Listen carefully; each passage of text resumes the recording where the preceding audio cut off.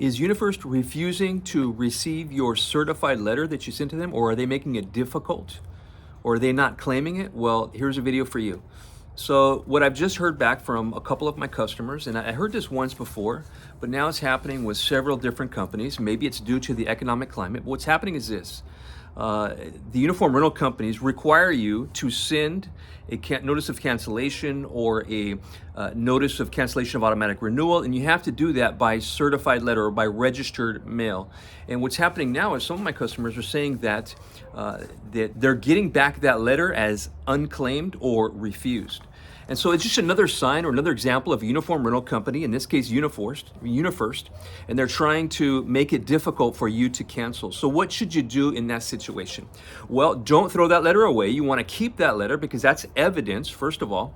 I would definitely take a copy of the email, send it to the people, to Unifirst, send it to Unifirst, and have them acknowledge, send them back, yes, we did receive it. Yes, in this case, one of my cases with my customers, they said that they don't have a person manning the office in the front hours, and so, but that's no excuse. If they're going to require you to receive the certified letter, then they should either, they should make someone available to be there to sign for it. In any case, if you're not there to sign for it, they'll send you a subsequent notice or subsequent notices that you have something waiting at the post office to pick it up.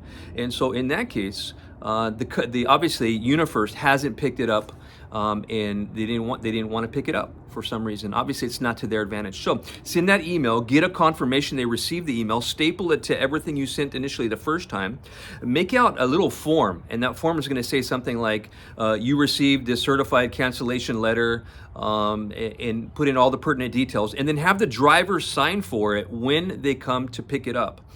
You can also, if you have a camera and you're on your premises recording that, take a picture of that camera, because I'm going to tell you this, guys. That's one of the most important things. I can guarantee you that 50% or more of uniform rental arbitration cases, when you're in court, 50% of these cases are lost because the company did not send a certified letter, or they didn't make sure that it was sent.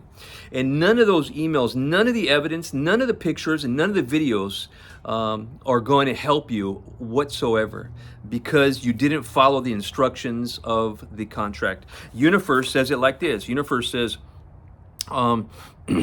the parties agree that this agreement represents the entire agreement between them. That means that they can't say, okay, well, I'll receive notice of the cancellation or whatever notice you're trying to send me via certified mail. Okay, yeah, I'll go ahead and waive that provision in the contract.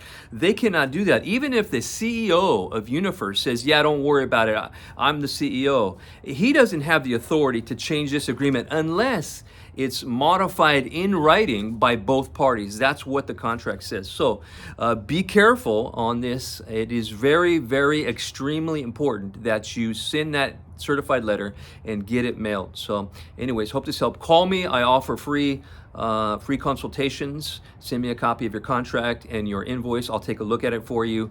Don't forget to like, subscribe, and share my videos to all of your business partners. Thanks, guys. Bye-bye.